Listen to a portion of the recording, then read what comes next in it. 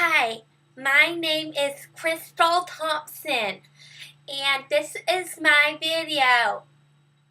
Okay, hi. So, today I want to show you what I love best. No, it's not cats. What is the #1 leading book in America / movie right now? It would be Twilight by Stephenie Meyer. My mom told me that, so don't even try to question her name. I am obsessed with Twilight. #1, I know everything about Robert Pattinson. I am following him on Twitter, so do not even try to question that. And my mom already told me.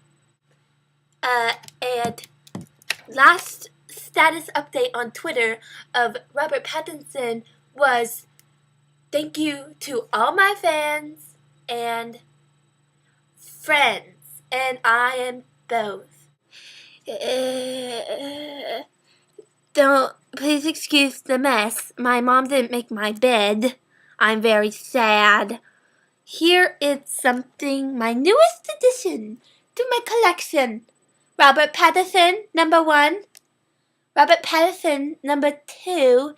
And that's all I can afford right now, so lay off!